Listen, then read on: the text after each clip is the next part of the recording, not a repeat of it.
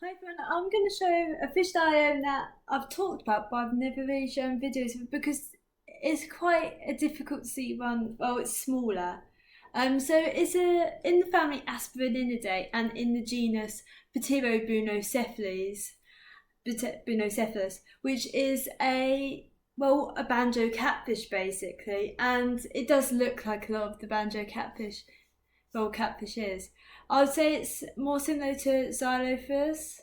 I can't quite pronounce. I'll put the spelling up on the screen. But it's also similar to Platystachys, and you can see that it is more closely related to Platystachys than it is to Bunocephalus, which is the most common of the Aspirinidae in the trade. So the species I'm talking about is Pterobunocephalus sp. white Peru, which is very similar to the white form, or whether it is actually the white form or the white form is the undescribed species of Pterobunocephalus, Dochichelus. It's quite hard to. I'll put the spelling up again because they're. That species was described in 1940, so it's quite a while ago, and descriptions back then weren't the most descriptive. They were a bit of a pain. Well, they're a pain to work off now. So it's not the easiest to work out whether it is or whether it's not. I would say it could be. I'm just gonna take the middle ground.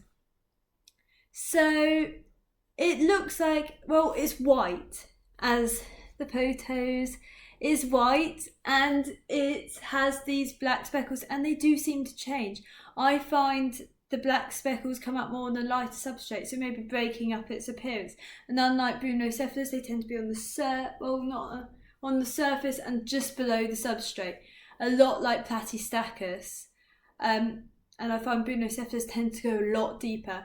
They are more active, they are very active, and I find them a lot more stab happy. So they will, if you try to move one out of the way, it will more easily stab you with its pectoral fin. So it will usually clamp your finger or some part of your hand in its pectoral fins, and they're quite sharp. And like all Aspirinidae, it does make a sound. It has striations, but it sounds more of a chirp, like quite a one sort of yeah.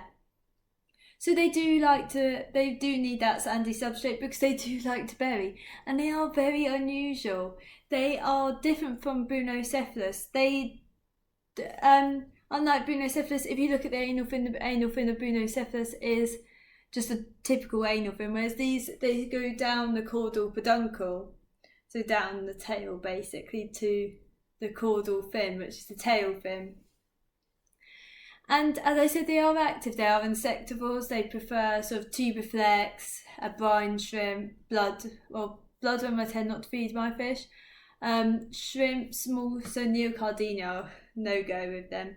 They are softer, more acidic water. They don't mind flow even, I found. They're kind of they have a few videos. So they do work for Loricade if you have that sandy substrate. But I wouldn't keep them with harder water fish and anything that can put in its mouth, because it is going to end up choking because they do tend to release their pectorals and then just leave them there, and they're quite sharp. And they're interesting because they are a lot more active. They're not common. I got mine from Peer Aquatics in March. You can see they're absolutely beautiful. During the Catfish Study Group convention. I'll show photos. I don't think anyone actually had brought them, really, other than me. But I'll see when I go next March. Because I would like more. They are very interesting. So they do come from Peru. The other species, I think, of Pterobunocephalus come from Brazil. I'm not entirely sure, and I've never really seen them before because Aspirinidae isn't too popular. It is a really nice species and it is really unusual. So they're not particularly social, and yeah, so I do recommend them if you haven't tried Aspirinidae before. They're a lot more interesting for newcomers than Bunocephalus. Platystachys gets way too big for most people, and they are extremely active. Active at night. So like this species, but these are smaller. I paid about £16 for mine, but you can expect sort of around the £20 range. Anyway, if you like my videos, please comment, rate and subscribe. Thank you for watching. I'll try and do other sorts of videos. There is an interesting family of fish, and I'd love to do a full video on them, but there's a lot of research, and I'll have to do that over the summer. Well, in the next few months I'll try and do a video on them.